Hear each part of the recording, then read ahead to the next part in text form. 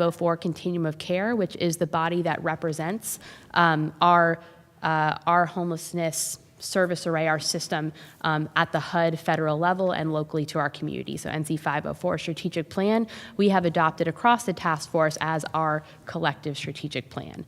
So that happened this past fall in September of 2025, and we are now at the point where we have this collective strategic plan. There was a lot of input, many years went into meeting with organizations, talking about the needs across our communities, and developing key priority areas for focus. So now we're at the point of thinking about shared funding and how we make sure that we provide the resources so that that plan can actually be successful. So this is a representation of our ideal state across our NC504, Guilford County, and our 2 municipalities. Ideally, we have this really beautiful, you could think of it as a hub and wheel spokes model of us all working together and having a really coordinated approach to service delivery. So that's our ideal state. At this point in time, we do not have any cross-jurisdiction agreements about how we do this work. You'll see the bidirectional arrows between the NC504 Continuum of Care and Guilford County. We do have a memorandum of understanding currently that allows the Guilford County to serve as what's called the collaborative applicant or COC lead function. So we provide direct support to the NC504 Continuum of Care, and we recently became the HMIS lead, which allows us all to support county-wide data system management for homeless services. But there's a lot of opportunity here with thinking about how we have really thoughtful partnership agreements to support this work moving forward. So within the strategic plan I mentioned, there were 6 priority areas: governance, partnerships, performance, culture and communication, programs and initiatives, and funding. And you'll see the star here for funding as we are coming upon our annual budget cycles and thinking through what makes the most sense as a community, how we each approach funding. And that's really an opportunity for us as government entities to support the NC504 Continuum of Care. So a little bit of a review of where we are with funding. So since the inception, we have taken many snapshots across the municipalities and the county to look at how are we currently allocating our resources. Most recently, at our October 2025 meeting, we provided a snapshot of where we are today across High Point, Greensboro, and Guilford County's current investments in the housing and homeless services array. We looked at federal dollars, local dollars, any state dollars we receive as pass-through as well.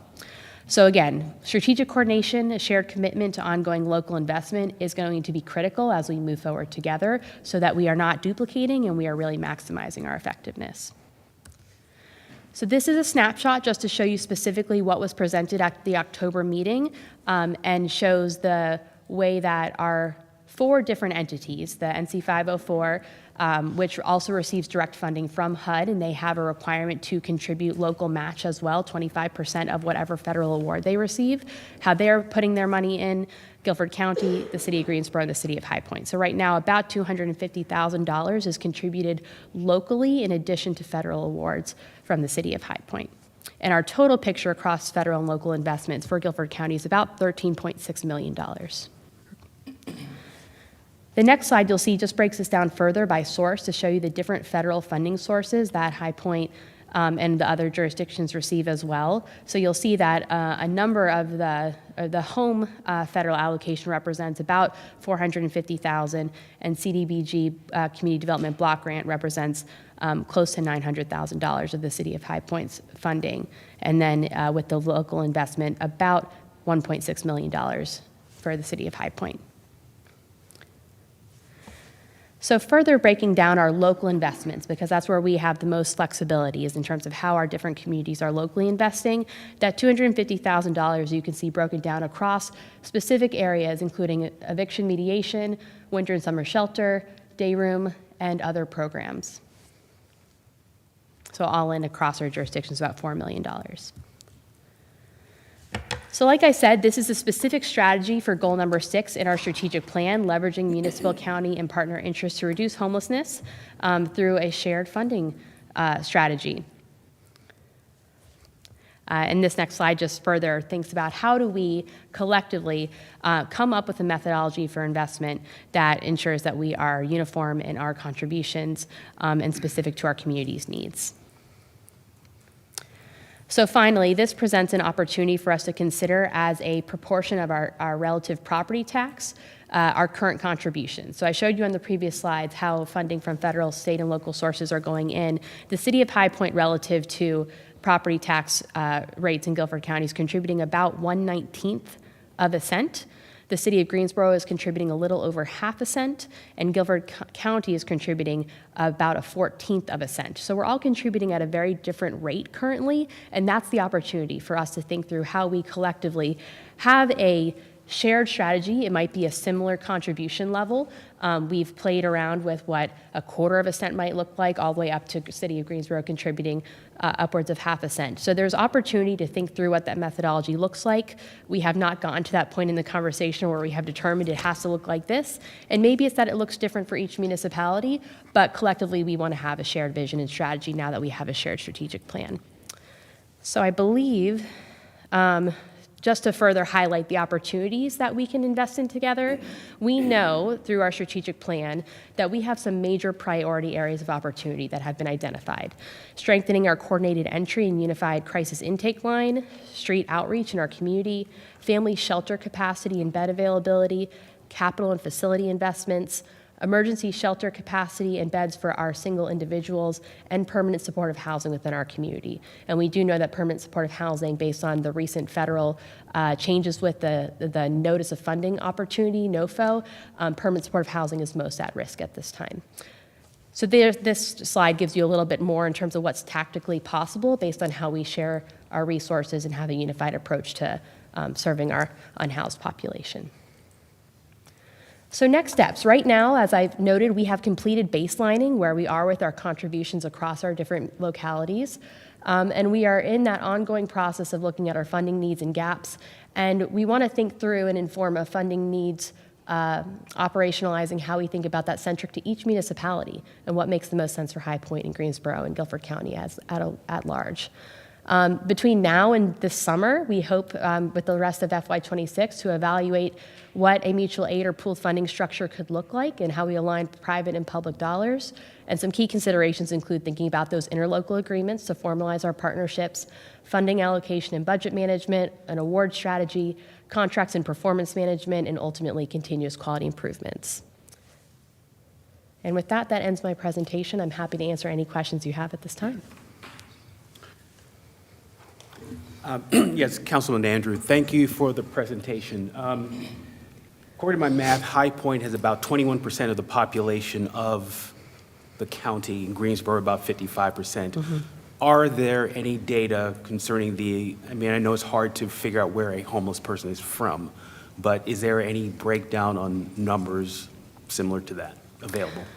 That's a really great question. And while I don't have that in front of me now, that's a big part of why we want to have that coordinated entry process to understand where individuals and families are accessing homeless services, where they're coming from. Many homeless individuals and families may be transient, many may be part of a specific community. And so I think that's the opportunity to, one, look at how we have better data going forward, but also we do have existing information that we can lean on, and I think that's important.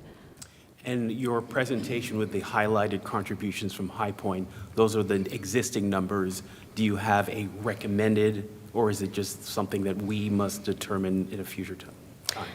I think the recommendation that we have been talking through as a task force has been how we have a model that both is specific to the individual community's needs within High Point, Greensboro, and Guilford at large, but also there is some level of parity in terms of how we're contributing so that we have a model that we all feel represents our community's needs, but also speaks to the broader needs. So as I said, we looked at a quarter cent up to Greensboro contributing over half of a cent right now. And what we do know is that we do not currently provide enough funding through federal and local sources to meet the needs of the strategic plan. So how do we come up to a point where we're able to fund at a level that we feel like we are meeting the needs of our community and through that strategic plan? And what number is that? What is the enough? That's the great ultimately, question. That could be, in my mind, it's an undefined amount, and there's pressures everywhere, so we're trying to find the sweet spot. Absolutely. The analysis work we have done so far, looking at what the strategic plan And again, I can go back to this slide about our known needs in our community to fund street outreach, family shelter capacity, capital enhancements. That is, right now, I think we said all in, we're at about 13.7 million, and we'll have to determine. We don't know today each of these items costs X. What we do know is that we have those needs, and we need to find a way to collectively get there. So I wish I had a figure right now I could say, but we have looked at the math. If everyone put a quarter cent, it would be X million dollars. If everyone put a half cent, it would be X million dollars. But there's no set. Here's exactly how much we need to put in right now. Okay, thank you. So my question is, and we do not, Councilman Johnson, by the way, we do not have a certain number, and I was thinking the same thing. We do not have a certain number that you're thinking about. However, with that being said, we're looking at High Point is .0000019, is that correct? Yeah, 0019. And I know Greensboro, .0053. We're looking at the county, .0014. And so trying to get a happy medium there, I don't know how, because I'm thinking of the numbers too, in regards to High Point. And I don't know if we could actually get that figure in regards to the homelessness in High Point, to be able to adjust the numbers at a acceptable amount. And is there any way that we can grab those numbers? I think that's an important next step from the conversation today, is for us to look at the data and continue to look at the figures. As we were looking at this side by side, we felt that cents and property tax was a good way of understanding across the specifics of our community, what that funding picture looks like relative to our property tax rates, but that's just a starting point for conversation. And so I do think and that's where I think as a next step, over between now and July, we need to really dig into that and decide as a task force what is going to be that rate that makes the most sense. Yeah, but I mean, before I commit to that, I mean, that's the rate, but I mean, obviously, there's a higher tax base in the city of Greensboro, that they're larger and everything else like that, so it's a good start, but it's not necessarily an apples-to-apples comparison. Question for the staff. I know that we do already have our allocations for our nonprofits. Is this number a subset of our nonprofit allocation, or is it in addition to it? This is going to capture any allocation to a nonprofit that would affect homeless services would be in this 249 number. Okay. You'll go to page 9. I just want to make some clarification remarks. So the city of Greensboro receives some federal dollars that the city of High Point is not eligible for, and those can be applied toward homeless services where we're not able to do that. So all of our federal dollars are used for housing and community development type services. So the 249 is the sum total of any local funds used for homeless related services. And that was shown on page 9. So you'll see there, eviction mediation was something that was added fairly recently. You got the winter and summer shelter, you got the Oakwood CDC day room, and some other. But those are the categories that the city's currently funding. So if you had a nonprofit that's funded, then it would be captured there. Right. Yeah, thank you. I just wanted to show that the city, even though the rate is smaller than the county, or then we are doing, X amount, and there's room for conversation for more, but I'd like to see more data. So this is a good start. Thank you. Yeah, the nonprofits are mainly in the winter and summer shelter line, and then you've got the Oakwood CDC is the other one there that's listed. Great. Thank you. Got it. Okay. So let me preface this by saying I'm giving myself till March to stop using this excuse that I'm still trying to get myself used to this. So I got some very juvenile questions to ask. First, can you go back to where it says like the federal and local funding? All right. I know CDBG is federal. What else is federal here? Home, HOPWA, and ESG, basically everything other than the line in orange called local, those are all federal sources or state pass-through. Okay, so the amounts allocated, is it according to population? Is that? Debbie, do you want to speak to that? It- It is, it is, You want to come to the mic?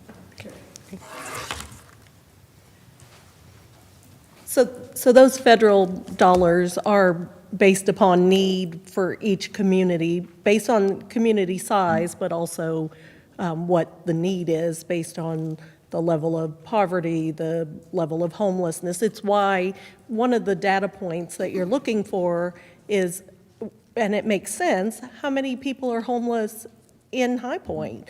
Well, we just completed our point-in-time count last Thursday night, so we're still culling that data, and we'll have some good information for you to see how many were unsheltered, how many were in shelter, how many were, I mean, not just where does someone become homeless, but where are they right now?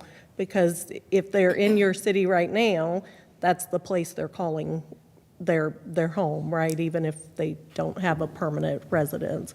And so, those federal dollars are allocated based on population as part of that, yes. I was just looking at the differences. We're either doing something really right or something really wrong. But the other question, and this is super broad, and it's probably more of a board question. Are we connected to like outside agencies? Because we're talking a lot of internal stuff here that we're talking amongst. I'm talking about Guilford County, but we're talking a lot of internal stuff. I was thinking, you know, we do like the National League of Cities. We did one thing like the Center for Community Progress, that type of outreach and just connecting with different outside agencies to talk about, okay, what did y'all do? You know, and it was, and I'm not even trying to compare, like you said, not comparing apples to apples. Because when I saw, like, for example, and this is going to be really wild, when I saw the Japanese homeless, did I say that right? Let's see. Yeah, the rate is 0.003%. That's ridiculous. And I know that their support is massively from their government, federal side, and everything. But just some of the ideas of, like, is any of the stuff that they're doing, is that applicable to what we can do? Would that be possible? Well, is it okay if okay. We definitely look at best practices. I mean, we start in the U.S., obviously. What are best practices here? What are, we do national conferences, state conferences, but we also look at what are other places doing as well. But you're right, when they have different funding sources, different tax rates, different allocations, and just even basic human rights that they state are a requirement, then that sets a different level as well as to how much they're going to contribute. Okay.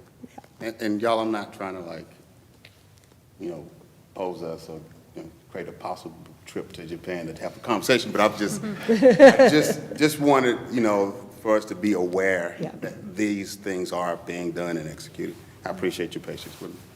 That's good. This is Councilwoman Vicky McKeever. You made a comment about the number of people that you have is in the shelters, that you all help out as homeless. What about the ones that don't live in the shelters or don't live in other agencies that take in homeless? How do you count those, or do you not? How does that work? That is primarily what we're looking at. So if you're in a shelter, it's easy to capture that data.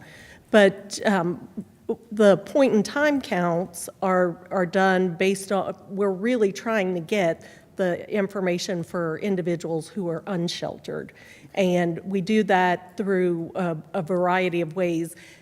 It just happens that it was one of the coldest nights this year, so it really helps to capture our data, because there are these white flag centers that folks, even who are unsheltered, can go to, and so we can capture that data there. But we send teams out with outreach, with police. We're spending a lot of time preparing for that point-in-time count well before that night happens, so that we can identify those hot spots. Where do we know that there are encampments? Where have we seen, it may be in a Walmart parking lot, that's where families tend to congregate because they can stay overnight in the parking lots there. And so we're sending teams out to those known areas to try to capture. And we do that the night of, the next morning, and the next kind of midday, to really try to get as many of those data points as possible. There's never going to be a perfect point in time, but we try to improve each year on the methodology. I know you said Walmart. Do y'all ever think about going and check hotels? By Parking lot? 'Cause I know the some- parking lots, Yes. if those are known areas where, like, an outreach team maybe has identified, or a neighborhood police officer has identified that those, then yes, they will check those.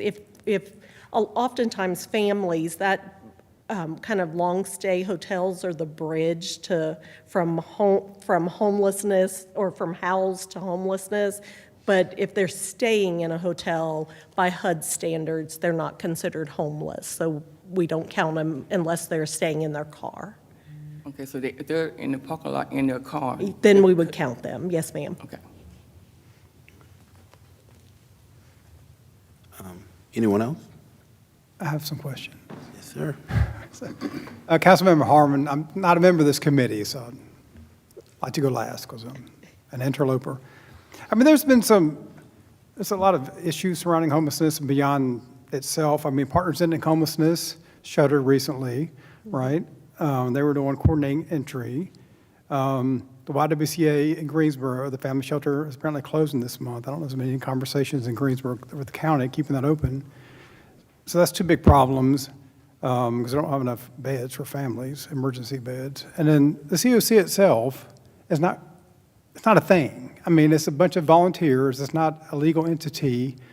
Run by volunteers, it doesn't seem very sustainable. I mean, I know the current chair, and that's been a full-time job for her for several months with all the stuff going on. So, I mean, how does this sort of strategic planning fit into all that, just beyond the money part? I mean, I'll just speak to, so I've lived in North Carolina now for almost a full month, but I came from a very, an area in Tarrant County, Texas, Fort Worth, where the COC board, the Continuum of Care, the COC is a HUD-mandated entity. So they have to be active if you're going to continue to get money in your community. It's a requirement. So, and oftentimes, who you find on the board are service providers, elected officials, or folks that they have designated to act on behalf of their areas, and then some other concerned citizens.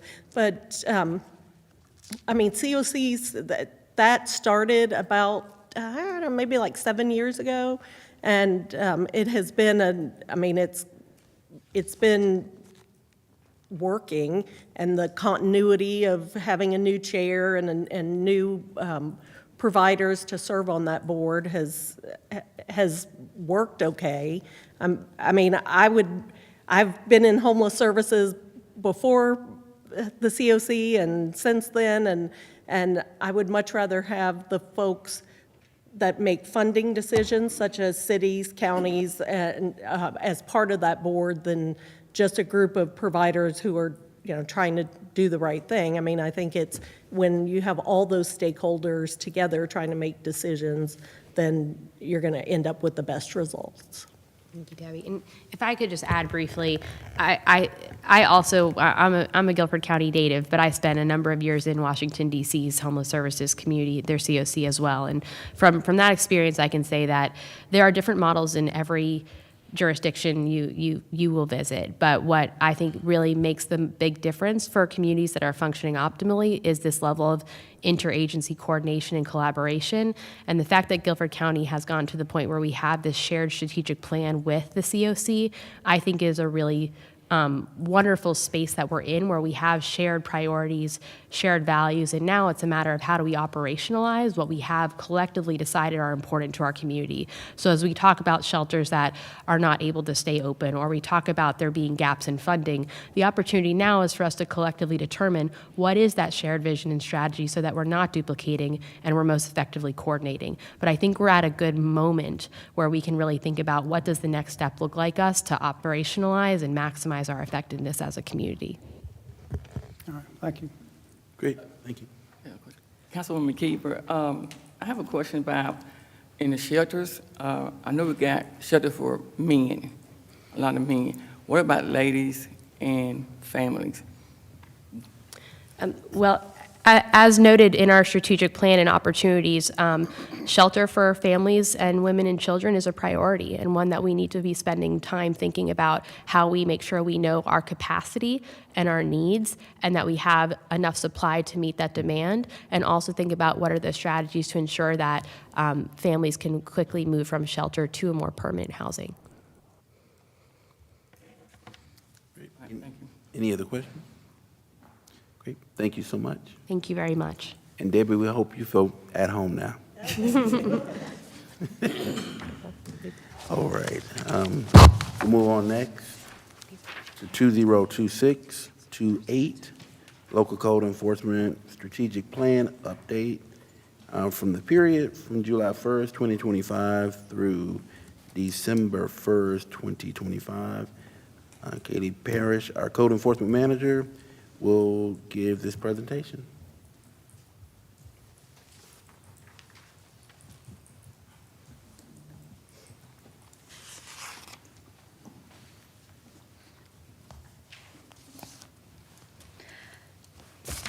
Good afternoon, Mr. Chairman and members of the committee.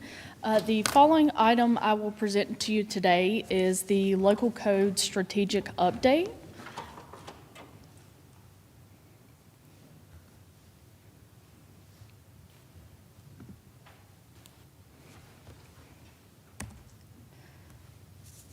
So the 2024-2027 strategic plan has goals set in place, and one of the goals set forth for code enforcement is a resilient community. The objective of this is to improve community character and reduce blight by addressing code compliance initiatives, implementing proactive code enforcement initiatives in high priority areas, develop partnerships with local nonprofits and businesses to support property improvement projects, streamline the enforcement process by enhancing interdepartmental coordination and expediting legal actions for repeat offenders. Some of the ways we can see that code enforcement is making progress with our resilient community goal is by the key performance indicators and number of code compliance cases resolved, average response time for addressing reported violations, and number of blighted properties rehabilitated or demolished. This chart is a breakdown of our numbers from July through December 2025, and we had a total of 119 minimum housing cases. Of those 119 minimum housing cases, 35 were city-initiated and 84 were citizen complaints. For our zoning cases, we had a total of 328. City-initiated 208 of those cases, and citizen complaints were 120 of those cases. As for public nuisance, 984 in total, 473 were city-initiated, and 511 were citizen complaints. So these are the number of code compliance cases resolved specifically for public nuisance.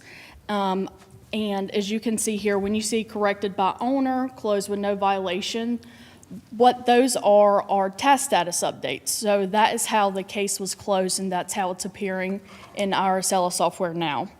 So 160 of the cases were abated by the city, 421 were corrected by the owner, 371 cases were closed with no violation. And when I say closed, no violation, what that means, it could mean a couple different things. For example, no violation was found on the property. It could be a matter of an aesthetic issue rather than an ordinance issue. For example, a lot of times in public nuisance cases, we get complaints about toys in the front yard. And obviously, within our ordinance, we do not have an ordinance that allows us to address toys. And 2 of those cases were closed as duplicate cases. And what I mean in a duplicate case, it typically means a staff oversight, typically due to already having an active case. Somebody just made a new complaint and we didn't double check it before entering the case. 22 cases were closed as invalid.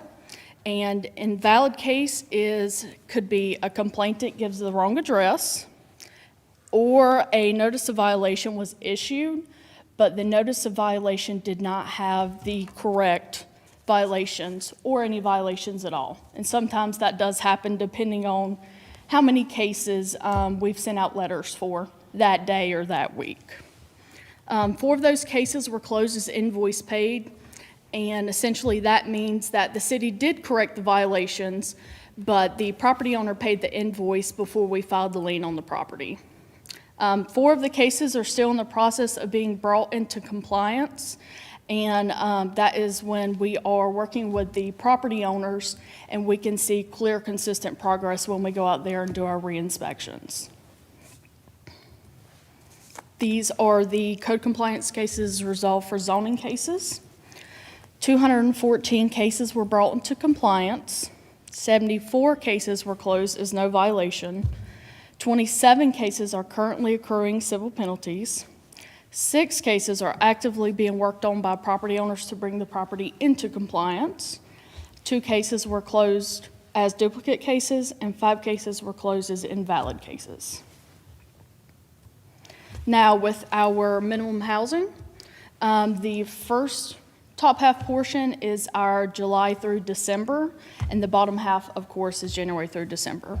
So 12 cases were closed as owner repaired. 78 cases were closed with no violation. And when it comes to minimum housing cases closed as no violation, it could mean a couple things. Something we get quite often is mold. We are not allowed to inspect homes for mold since we are not licensed by the state. That's not something that is actively covered underneath our minimum housing ordinance now. 2 of the cases were closed as duplicate cases. 2 cases were closed as invalid cases, and 25 cases are at different stages in the process.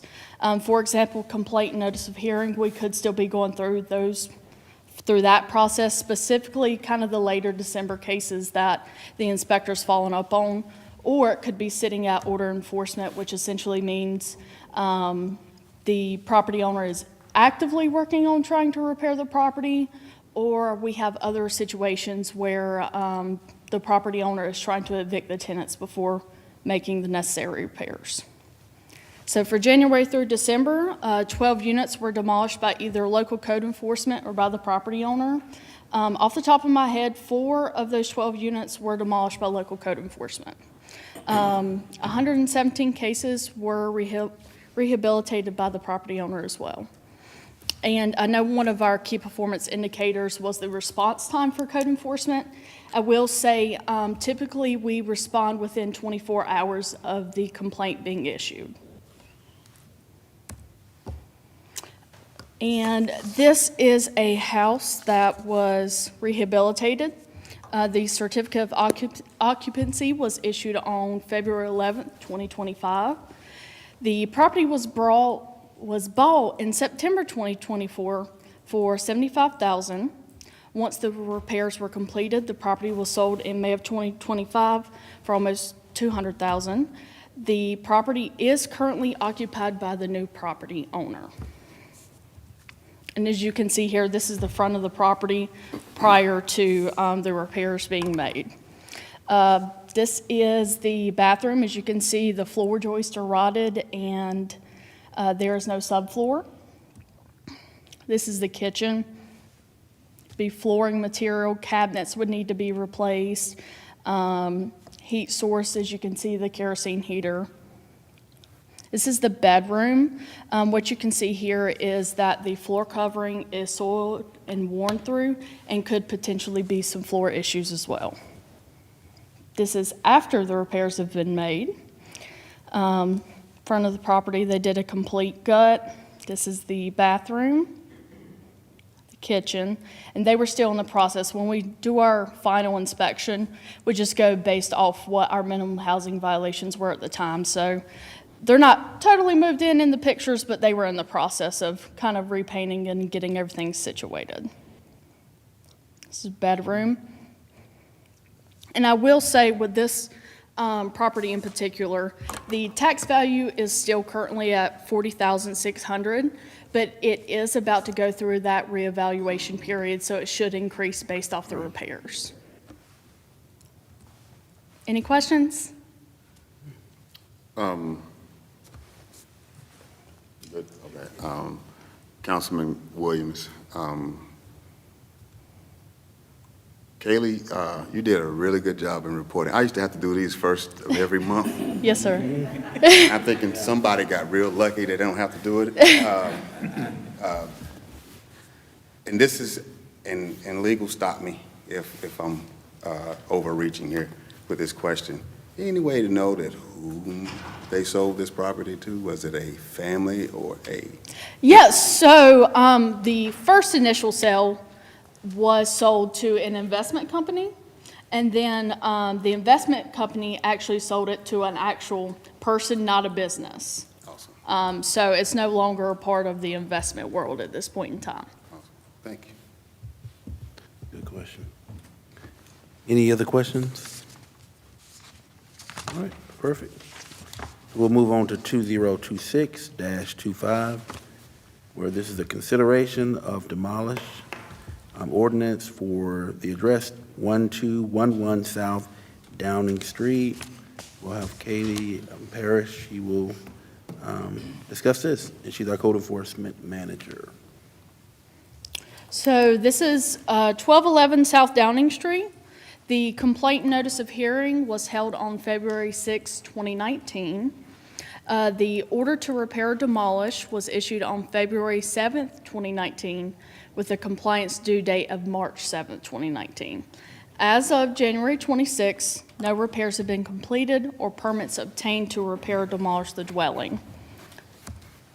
And as you know, this is an older case from 2019, so we wanted to do kind of a brief breakdown of filling the gaps and kind of explaining what's been going on since. So January 2019 through January 2021, the property was occupied by tenants, and according to the inspector's comments, some repairs were made, but not enough to move forward and close our case. From January 2021 to September 22, the previous owner remained in contact with the inspector while attempting to find someone to complete the repairs. So the property was vacated within that time, and the previous property owner was trying to find someone to complete the repairs, general contractor most likely.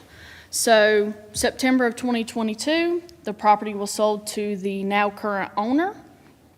October 22nd, the current owner reached out to the previous code enforcement manager and stated that they planned on having the property demolished by D.H. Griffin. October 2022 through March 2024, the current property owner assured the inspector they were still in the process of trying to demolish the property, and from March 2024 to February 2025, no permits have been obtained to demolish the property.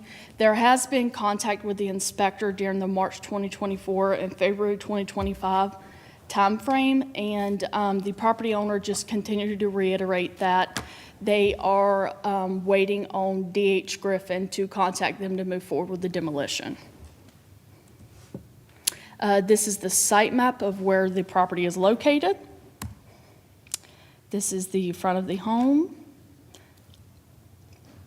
Side of the home, as you can see, looks like the left window is busted out. This is the back of the home. It is in need of a new roof, as you can tell. This is the interior of the home. You can see the glass where it was busted out, and the floor coverings coming up. You can see here in the kitchen, see there's some moisture issues on this back wall here. It does look like somebody went in there and tried doing some patchwork, but did not complete that patchwork. This is the back portion of the home, and as you can see, there is no sheetrock, potentially some moisture issues at the top there as well. And then this is where the water heater is located. There's no floor covering, no sheetrock, no light fixtures, just kind of remaining as is. Any questions? Quick question. Can you tell me what type of roof?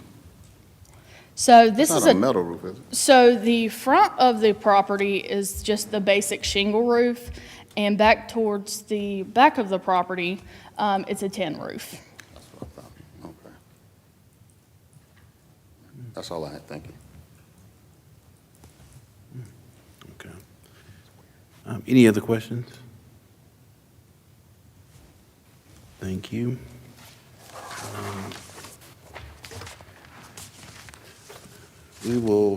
I'll call for a motion that we will proceed to move to have the home demolished. If I can get a second. I'll second. Been properly moved and second that we proceed to have this home demolished. All signs of aye. My fault. I went right into it. Call a motion in a second. All in favor, say Aye. aye. All right. Any opposes? All right. The ayes have it. We'll move on to the next. 2026-32. This is consideration of a demolished ordinance at 514 West Ward Avenue. All right, and Kaylee will proceed with this one as well. So the item is 514 West Ward. The complaint notice of hearing was held on November 7th, 2022.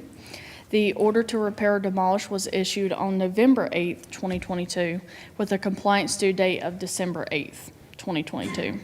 As of January 26th, no repairs have been completed or permits obtained to repair or demolish the dwelling. Again, this is kind of a timeline of events to break down the gaps. October 2022 through October 2023, the property owner informed the inspector they were in the process of selling the property. This current property owner is a LLC.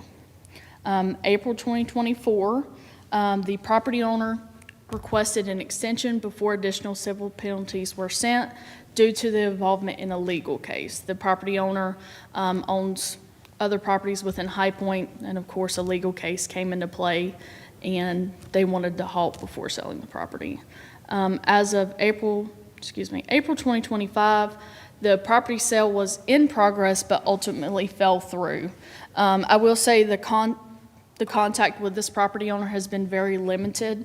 The last time we were contacted by this property owner was the day we met them on site to take pictures of the house. They were in agreement that the house needs to be tore down, but they did not kind of provide any type of plans to move forward and demolish the property. This is the site map of the property. This is the front of the home. As you can see, there's vegetation growing out of the gutters, and it is boarded up. This is the left side of the home. And it looks like the electrical is hanging. This is the back side of the home. This is the interior. As you can see, it could be a good chance that vagrants were in the home prior to it being boarded up due to the amount of trash. But the plumbing is missing to the right side. This is the kitchen. There are some floor issues here. You can't really see it too much in this picture, but there are floor issues present throughout the property. This is another example of the carpet being worn and the electrical being removed out of the property and holes in the wall. This is the front bedroom, and as you can see at the top with the ceiling material, there appears to be some type of water damage due to the hole in the roof, due to the hole in the ceiling. This is the back door. As you can see, people were kind of breaking in right there before they secured the property, busting the sheetrock throughout the entire property. Any questions? I got two. Cool. Councilman Williams, do we know if, and I should have asked this for the last one, do we know if they're delinquent on taxes? They are not. They're both current on taxes. Both current? Okay. And, actually, that's it. Thank you. Any other questions? All right, not seeing any, we'll call for motion.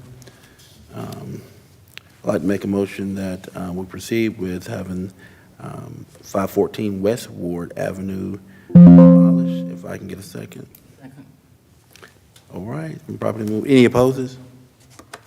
All right, we'll move forward with this one to full council. And we'll go to the next one. That would be Nina. Nina, all right. Thank you guys for your time. Thank you. Appreciate you. 2026-30, the Land Use Incentive Grants presentation. That will be done by Ms. Nina Wilson, our Community Development and Housing Director. Good afternoon again, Mr. Chairman, members of the committee, and council members. As we are developing our housing implementation strategy, we are researching funding tools and mechanisms that maybe are used, as you all talked about in the homelessness arena, kind of looking at best practices, what might be done in other cities. Some of those things are actually coming from you all. We get suggestions and things to research from management, as well as we are looking at those things ourselves. And what I'll be sharing information about today is the Land Use Incentive Grant that was forwarded to us to get a little bit more information for you. So everything that I'm providing today is for informational purposes only. So what is a Land Use Incentive Grant? A local government incentive that is structured as a grant, and it rewards a developer for delivering a defined public benefit tied to land use.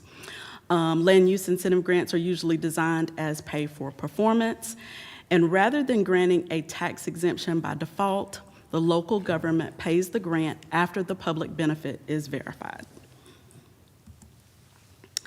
And when we look at some of the common grant forms for those land use incentive grants, you have incremental property tax rebates. This is taxes paid, then rebated as a grant. You can have fee grants or rebates for things like permits, plan review, water sewer connections, as well as reimbursements for eligible costs tied to performance milestones. And then some of the typical public benefits, of course, are affordable or workforce housing, where you're talking about income-restricted units, and you have long-term covenants that go along with that development. Also, location outcomes, where the project is located, whether it's transit-oriented, it's a transit-oriented site, job access, or other amenities that the tenants can actually benefit from. And then, of course, looking at our community priorities. We look at rehab, mixed income, special needs. These would be all of those things that we've identified in our housing needs assessment that we want to address and that we know are needed in High Point. And so why do local governments use these incentive grants? The benefits are basically that it targets specific outcomes. So you can target specific area median income bands, or those AMI bands. You can have certain terms, geographical locations. So you can also use an explicit scoring rubric, which basically can tie to that application, and I'll have a little bit more information on that. It also creates a transparent deal template for staff, developers, and the public. It leverages private capital and other subsidies like the low-income housing tax credits to stretch local dollars. And it can be paired with zoning tools like density bonuses, expedited review as a package. And some of the developer benefits, it's a predictable formula-based subsidy. It can improve project feasibility for mixed income or income-restricted units. It is often paid annually after stabilization and compliance verification, and it signals local commitment, which can strengthen other funding applications.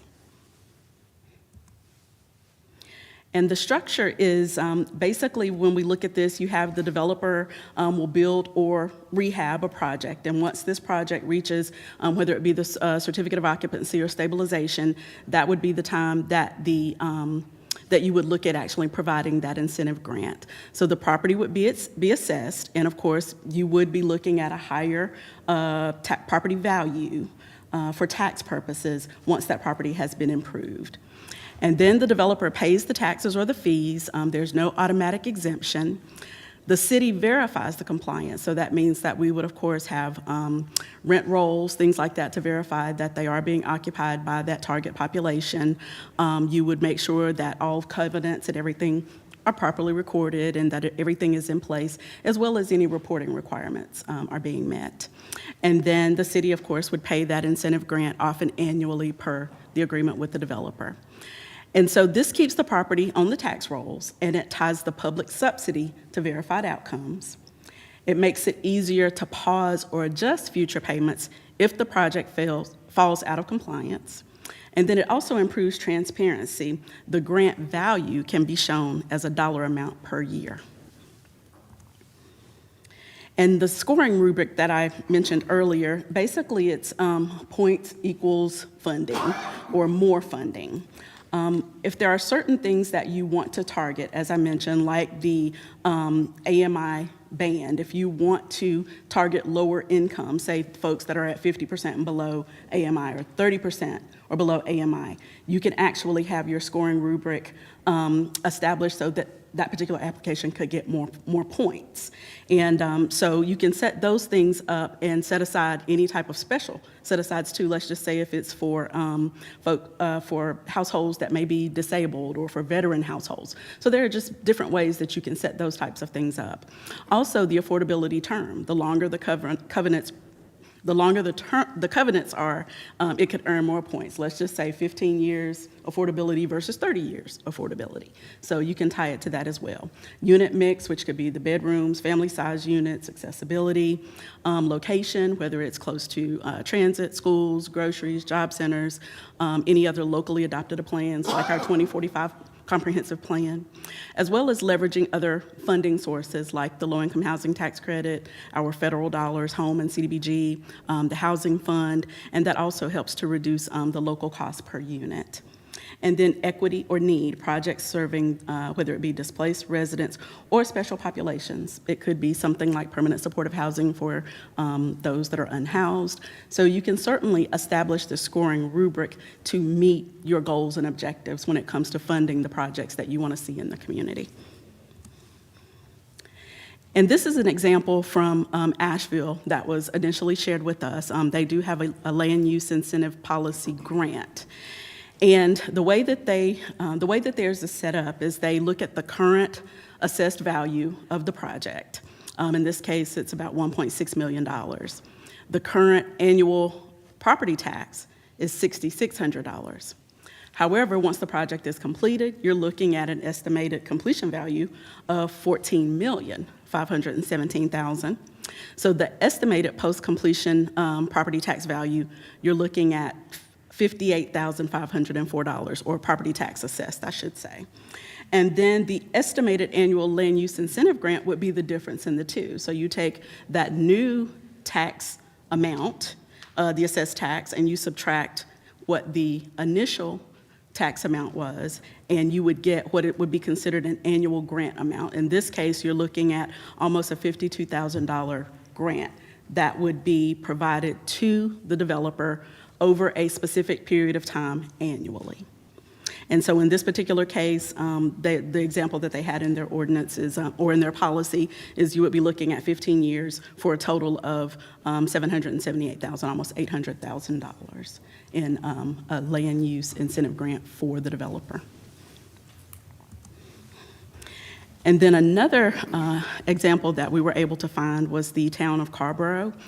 They have a land use and building permit fee waiver policy. And so in this case, development and building permit fees are waived for affordable housing projects, excluding the engineering fees that are consistent with the following criteria. The fee waiver will directly benefit occupants of the development who are of low to moderate income over a sustained period of time, and the project is directly funded or subsidized by a federal, state, or local unit of government or non-governmental organization that guarantees affordability for 99 years or more. And the need and benefit will be realized by the community as a whole if the fee waiver is granted, and the project meets the goals and objectives of the town of Carrboro's affordable housing plan. And so when the building and permit fees are waived for the developer, the Affordable Housing Special Revenue Fund is used to pay the fees to the town of Carrboro. So that is something that we have certainly discussed. In this particular case, they do identify how those fees will be covered.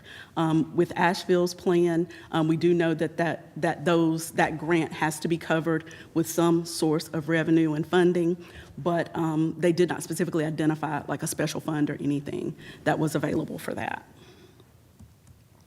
And so again, this is for information purposes only. I will certainly be glad to address any questions, and if I don't have the answer, I will certainly find it for you. Well, not a question, more of a comment.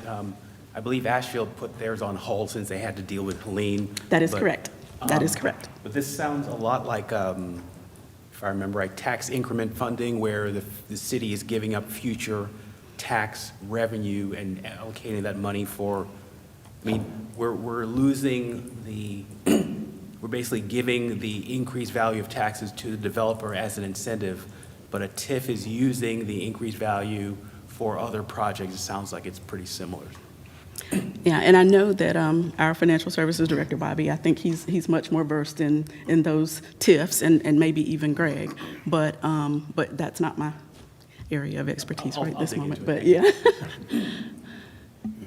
Yes, sir. Mr. Chair, it does have some semblance to a synthetic TIF. It's not a true TIF, but in a synthetic TIF type structure, either by an agreement or by intent of council, you would draw an area and you would utilize the increase in future tax revenues to fund some project.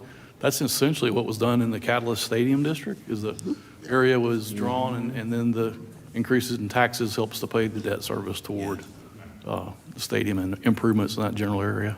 Excellent, thank you. I was thinking the same. Great, thank you. One question. Yes, sir. Scoring rubric, I hope I'm saying that correctly. Yes. Is that a benefit to the city or to the developer? It really is a benefit to the developer because that way they know exactly what you're looking for and they would know how to optimize their application. Almost like the low-income housing tax credits, you have a qualified allocation plan that says you get so many points for this, so many points for that, so you really want to try to maximize those points. So it really is for the benefit of the developer, but in the end, we get what we ultimately want. Okay, because I was going to ask, like the part where it says can improve the project feasibility for mixed income related restriction units. For that, and that said developer benefits. I was trying to, as you were going along, I was trying to find the things that fit in that piece, but thank you, that helps. Sure. Great, thank you. Any other questions? I got a couple. Yes, sir. You were fine. So I showed up today. I will say, us as council, we need to have more tools in our toolbox to really encourage housing development, particularly in the core, because it's very expensive to develop in the core, so hopefully we'll consider some of these that are presented today, and there's also quite a few recommendations in the housing study. And of course, Nina talked about some of those last time, some of those approaches. I was just curious if you've talked to any developers about these two different approaches, see if they're like, that sounds interesting. That might encourage me to take a look at High Point. We have not at this point. As we're developing the housing strategy, that is something that not only developers, but also our nonprofit builders, we're also looking at just some very short-term surveys to kind of see what do you need, to actually assist you in developing in High Point. So that is something that we are currently working on right now, just getting some feedback from our developers and from our nonprofit partners. I'm just curious, I shared, the city of Chapel Hill just made some other policy changes regarding houses because some of the things they did, because, cities don't build housing, right? Other people build housing. So they had tried some different policy things. They didn't really get what they wanted, so they just tried some more. So it's a bit of it's not a guarantee, right, if we adopt some of these things, but we're just sort of trying to create an environment to encourage housing development in the city because we have a big need. And so it doesn't necessarily guarantee success if we pass some of these things. Absolutely. That's a caution. Absolutely, and I think that's one of the things, too, I often will talk with management and with staff about, is that as we're looking at best practices, when you look at communities, their character, their resources, things that might work in one community, I think I've probably said it at these meetings before, it doesn't necessarily work. It may not work in your community, but it doesn't keep you from trying. So, a lot of times that's why we develop pilot programs. Let's test this out, see how it might work in our community. But we will certainly look at other communities as we have been, looking at those best practices and just seeing exactly what we think might work within our housing implementation strategy with the resources that we have, with hopefully the resources that we'll be able to gain and put toward this housing strategy. Thank you. Okay, thank you. I would love to know, Councilman Johnson, I would love to know what the developers think about that. Very Absolutely. interested, but that's all I have. Anybody have any announcements or anything like that you want to share? All right, well, Ms. Nina, thank you so much. Thank you. Appreciate you. Meeting now adjourned.